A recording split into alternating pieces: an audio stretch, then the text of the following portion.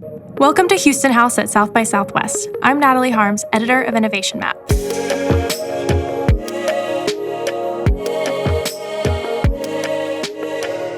Digital technology has revolutionized the way we live, work, and do business. Companies across the board are harnessing the abilities of advanced technologies to increase efficiency and enhance their competitive advantage. Voyager Portal co-founder and CEO Matthew Costello joined me to talk about how his company has revolutionized the maritime shipping industry. Matthew, thank you so much for joining me today. It's good to catch up with you. Yeah, good to see you. It's been a while. I know. Tell me a little bit about yourself and how you got into this industry. Yeah, so I was born in Australia on the beaches. So like the ocean and water has always kind of been a big part of my life. And when I was younger, I actually ended up taking an internship in Shanghai, and I knew nothing about the shipping industry.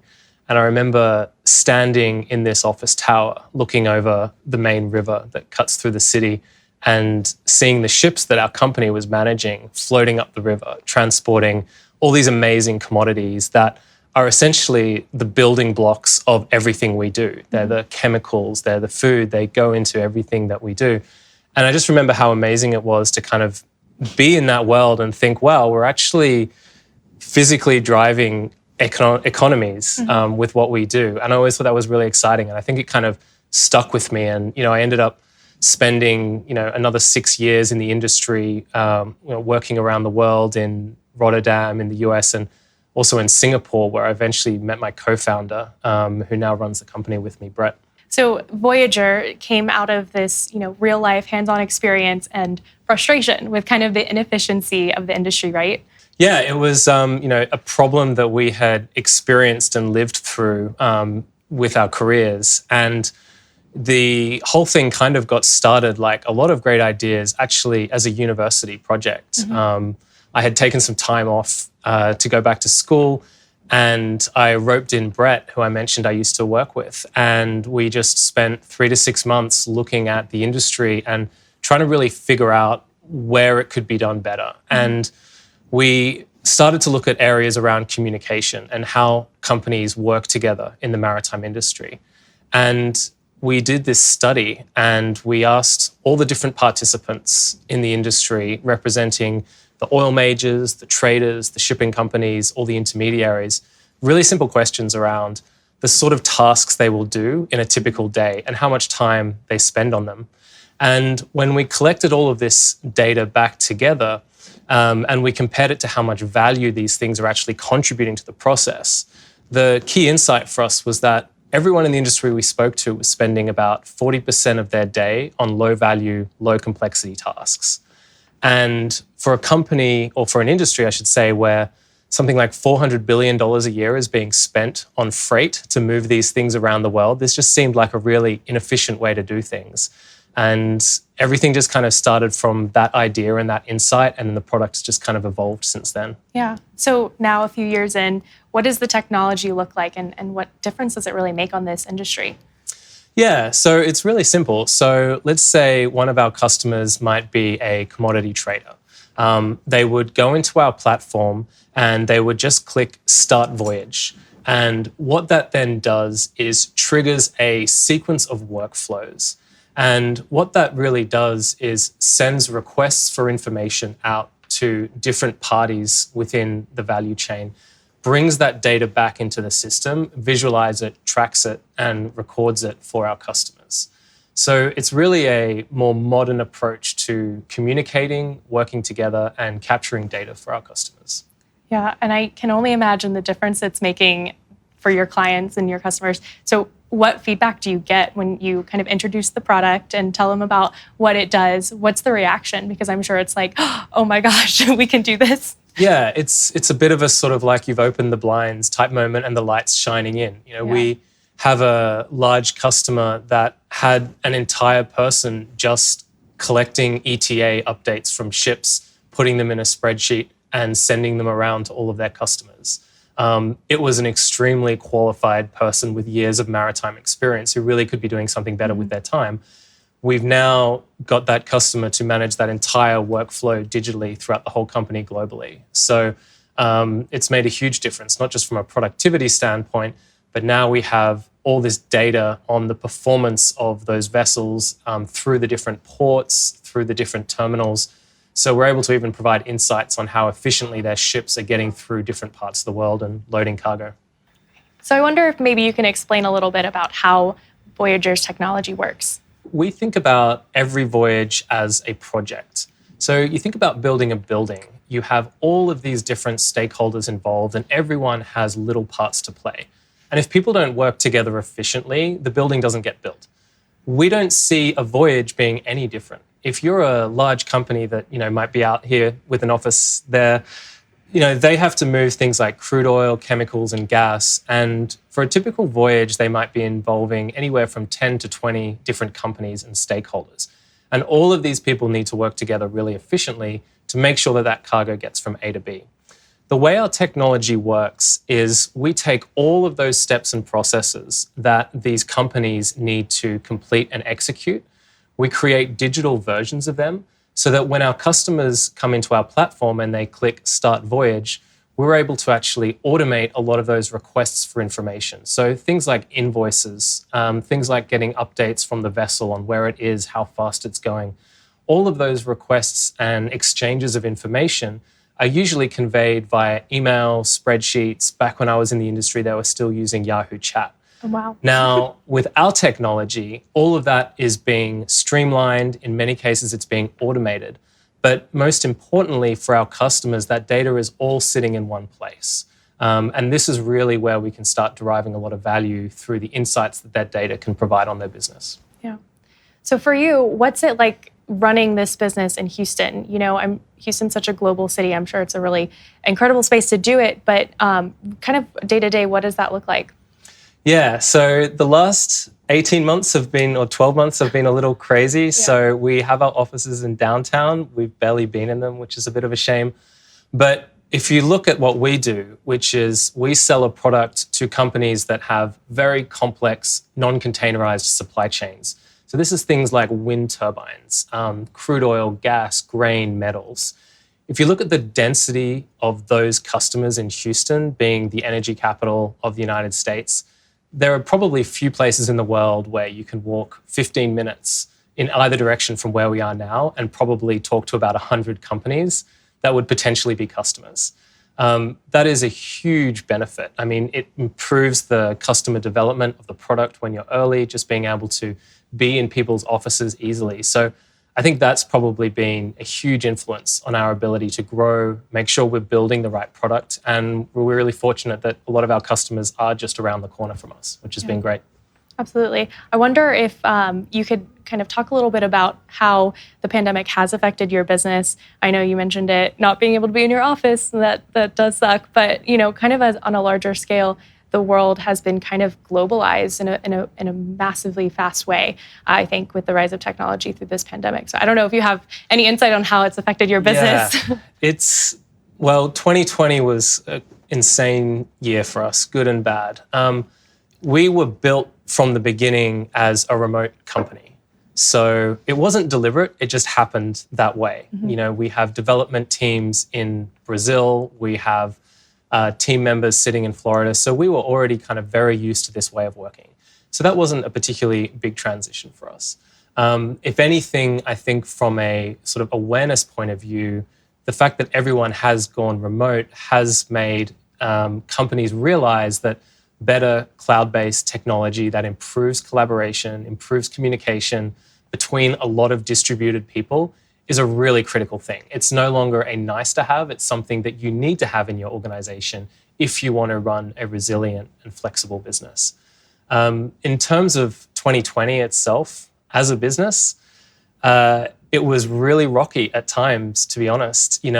In March, a lot of our customers are oil and gas companies. Mm-hmm. So we have the pandemic on one hand, then we had an oil crash. Yep. I don't know if everyone still remember that. It feels like a lifetime ago, but so at the same time, we're like, well, a lot of our champions were losing their jobs. People were getting laid off. Mm-hmm. You couldn't somehow get hold of people because people were working in different locations and not in their offices. So it was a really difficult time. I think probably for every startup or every company out there had a really difficult time. And we kind of took a step back and said, well, we can't change this. Like, this is how it's going to be. We don't know how long it's going to go on for. We don't know how long oil prices are going to stay down. What can we do with this time? We were really fortunate that we have good investor backing. They understand our business. We had cash in the bank, and we said, look, let's take everything we've learned in 2018 and 2019 and just almost rebuild the product. Let's take everything we've learned, all the things we wish we could have done but couldn't have done because perhaps we had so many new customers coming onto the platform. Things had slowed, so let's learn from that. Mm-hmm. And we essentially almost rebuilt the product from the ground up. And at the same time, we started looking at new industry verticals, maybe areas that aren't quite so impacted by oil. And that's how we ended up in the renewable space. So we now have one of the world's largest wind turbine manufacturers doing all of their global wind turbine marine shipments on our platform. So I think when we look back at 2020, I think it would be like transformative in so many ways. New customers, new verticals, almost a new product. And when I think we look back on 2020, we ended the year 4.5 times up on the top line than we were in January. So overall, it was a fantastic year for us. We're really happy with it. That's great. I mean, and like you mentioned, it's not unfamiliar. A lot of companies went through that panic, and a lot of Houston startups and other companies too, closely tied to the energy industry. So it's great to hear. And where else are you at with Voyager now? What is 2021 about? If 2021 is this really pivotal moment, what's this year about? Yeah, so 2021 for us is really more expansion. We've been adding a lot of people to the team. We'll probably be up to around 20 to 25 employees by the end of the year. Expanding across verticals. One of the things we did when we did the product rebuild is we wanted to make sure it was something that was cargo agnostic. So whether you are shipping crude oil or grain or metals or wind turbines, it shouldn't matter. It's the same thing. So what that has meant is we can really expand aggressively into other verticals. So that's one of our goals for this year. We're bringing more and more carriers onto the platform.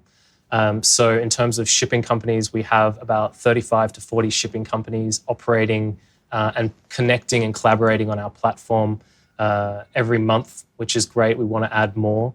Just keep growing and sort of repeat last year's sort of revenue growth would be a great target for us. Yeah, absolutely. So what does kind of growth look like? How are you getting new customers in this kind of weird time? But, it's a global industry, so I'm sure it's always very hard to kind of get across the world. But what does growing look like, and how are you seeing new customers find you? Yeah, it was strange because our industry especially is so relationships driven. Mm-hmm. So everyone was like, well, how are you going to meet anyone without conferences? Like, people need to meet you. You have to be face to face to do deals. No one's going to sign a contract with you if they've never met you. One of my largest clients, they don't allow video calls for Teams. They block the cameras. I've actually never seen his face. Even to this day, we signed a huge multi-year MSA agreement with one of the world's largest manufacturers. I have never seen this guy's face. So you have to adapt. You have to get really good at communication. You have to be conscious of people's time differently. You can't necessarily go and sit down and have a lunch and spend 3 hours just kind of chatting, potentially nonsense. You have to be really directed with your time. I think we've had to get really sharp in our communication to potential customers, really focus on communicating the value proposition even more, because I think you have even less opportunities to interact with people, because now you're fighting with people's Google calendars, which are just getting blocked like a doctor's surgery from like 8 a.m. with back-to-back meetings, and now you have to find a way to get in there, and it's harder than ever. So. It's almost like the technology has to speak for itself. There's no schmoozing. It's just, here's what it is, take it or leave it. Yeah, exactly. And, one of the things we thought about when we started doing this product rebuild was, how can we have product-led growth? So the product is selling itself or exposing us to new customers. And because our system is built as a multi-party platform, which allows a lot of people to collaborate together, it means those customers can also give access to their customers. So we work with one major chemical company. they also provide access to their customers who they sell chemicals to, who are also chemical customers. So we're actually able to now get in front of those companies through the architecture of building the platform. So without ever having to pitch to them or even talk to them, I've never met some of these companies. One of them's in Japan. They're already using our platform and they're interacting with every day and they're having that experience. So you have to look for other ways to grow beyond the traditional way of doing things. And I think the industry is getting more open to it. So the opportunities are there. Yeah, well, that's extremely convenient. It's like you're getting new customers just for the fact of, hey, you're already on our platform. Yeah, exactly. That's incredible. So kind of looking back on, your time at Voyager and starting this company, what would you kind of tell another startup that's coming into either this industry or another kind of communications-based software technology company? What sort of advice do you have for them with getting started? For industrial companies, I would say don't give up. Selling into large companies, large energy companies, it takes time. It's hard work. The analogy I always use is that every extra hour you put in is kind of like buying an extra lottery ticket. And the more hours you put in, the more lottery tickets you have. It's no guarantee that you're going to win the lottery, but every little thing gets you closer and closer. And I think once you have, one or two large marquee accounts, especially in the industrial space, people talk. The industry talks to their peers, they share, they communicate. So as long as you can make those first few customers successful, the rest of the market will start paying attention and they will start wanting to talk to you. So it can be really hard at first. It's a lot of work. Don't give up. You'll get there, find those first two customers, make them successful, and then the rest will come. Yeah, almost like turning your customers into like champions for you and advocates. They have to be. Yeah. If your customers aren't willing to sing your praises to everyone around them, then you haven't done a good enough job. And, we're not there with everyone. For some of our customers, we're like 2 months in and we have to do a lot of work to get them to that point.